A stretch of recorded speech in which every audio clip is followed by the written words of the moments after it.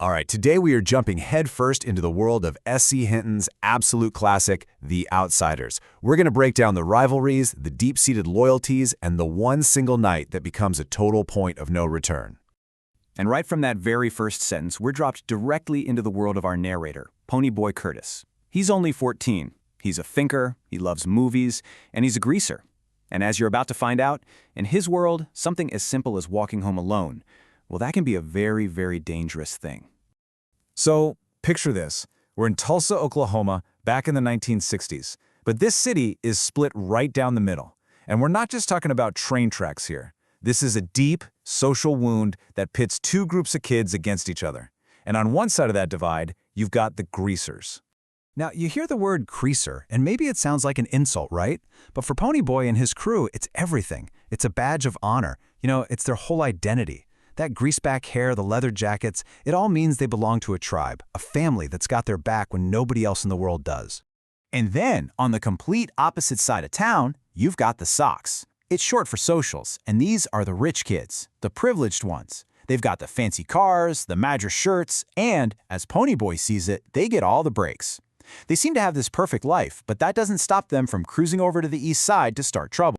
And this really lays it all out, doesn't it? It's basically class warfare between teenagers. The greasers are seen as hoods, and yeah, they get into trouble, but it's often because they don't have many other choices. The Socs, they cause trouble just for the fun of it. But here's the kicker. Ponyboy points out that if a greaser gets in the paper, he's a hoodlum. If a Soc does the exact same thing, he's a hero. Same actions, totally different rules. At the absolute heart of the story, you've got the Curtis brothers. 3 boys trying to make it on their own after their parents were killed in a car wreck. And here's the thing. They're only allowed to stay together as long as they stay out of trouble. So there's this constant fear hanging over them that one wrong move could get them separated forever. And this is their makeshift family. You got Derry, the oldest, who basically gave up his own future to raise his brothers. There's Soda Pop, the handsome, charming one who just gets everybody. Then you have Dally, the toughest, most dangerous guy in the group. Johnny, who's like the gang's lost puppy, abused and scared. Tumit, the jokester, and Steve, the car genius. They're not just friends, They are literally all that each other has. Okay, so you've got these two warring tribes, the greasers and the Socs, and it seems like there's no way they could ever find common ground. But then one night at a drive-in movie, that whole black and white world starts to get a little blurry. So Dally, being Dally, starts giving a couple of Soc girls a hard time. But he messes with the wrong one. Cherry Valance doesn't just sit there and take it, she fires right back at him, putting him in his place. And in the quiet moments after that showdown, Ponyboy and Cherry actually start talking. And what's crazy is, they connect. He's a greaser, she's a Soc, but they realize they both love to watch the same sunset. And this is the line that just changes everything for Ponyboy. Cherry tells him that being a Soc, having all that money and privilege, it's not the perfect life he imagines. They've got their own set of problems, their own kind of rat race. Things are rough all over. It sounds so simple, but for Ponyboy, it's a total revelation. It shatters his whole view of the world. It forces us, and Ponyboy, to ask the big question of the story.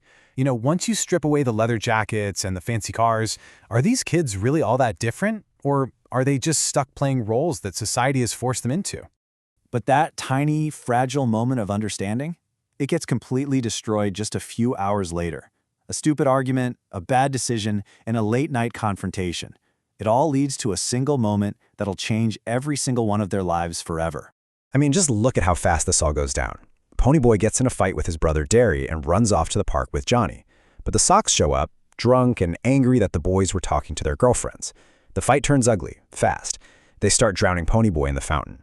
And in that moment of pure terror, watching his best friend die, Johnny, the quietest, most scared kid in the whole gang, pulls out a switchblade and kills the Soc, Bob, to save Ponyboy's life. And just like that, in a single instant, the game is over. Now, you and I might call it self-defense, but the law isn't going to see it that way. Not a chance. A greaser killed a Soc. That's all that matters. Johnny and Ponyboy are now fugitives, and the life they knew just ended. They're terrified. They don't know what to do, so they run to the one person who might, Dally. And this is why Dally is who he is. He doesn't even flinch. He's calm, cool, and gives them a gun, $50, and a step-by-step plan to get out of town and vanish. So they follow Dali's plan, they hop a train and end up hiding out in an old abandoned church in the middle of nowhere. And it's here, totally cut off from their world, from their family, that they're forced to really look at themselves and what they've done. It's a whole new and honestly terrifying reality. And to stay hidden, they do the one thing they swore they'd never do. They cut their hair. For a greaser, your hair is your pride, it's your trademark. Cutting it off is it's like erasing who you are. To pass the days, they start reading Gone with the Wind, escaping into this epic story about Southern gentlemen, a world that couldn't be more different from their own. Their time in that church is basically a crash course in growing up way too fast. They're dealing with just pure survival, their friendship is pushed to its absolute limit, and they're facing this massive identity crisis. But you see that biggest slice? That's what this is all about, the sudden, violent end of their childhood. And in the middle of all this fear and quiet, as they're watching a sunrise from the church steps, Ponyboy remembers a poem he learned once. It's this beautiful, unexpected moment that just perfectly captures how fragile everything has become. Nothing gold can stay. Wow. That's a Robert Frost poem, and it just hits them. It perfectly describes what they're going through. You know, youth, innocence, all the good, beautiful things, they don't last. They're precious, but they're temporary, just like the colors of a sunrise. And in that moment, they realize their golden time, their innocence, it's gone. But that idea, nothing gold can stay, it starts to transform into something else. It becomes this piece of advice, a plea, really, stay gold. It becomes this message about holding on to the good in yourself, the sensitive part, especially when the world is doing everything it can to make you hard and cold. So when you look at the cost of that one night, it's just devastating. Their innocence, completely shattered. Their freedom, gone. And any hope they had for the future, which wasn't much to begin with, is now totally up in the air. Which leaves us with this one huge, lingering question. After being forced to run, to hide, to confront the absolute worst that their world has to offer, is it even possible to stay gold? Can any part of who they were, that innocent part, actually survive what's coming for them next?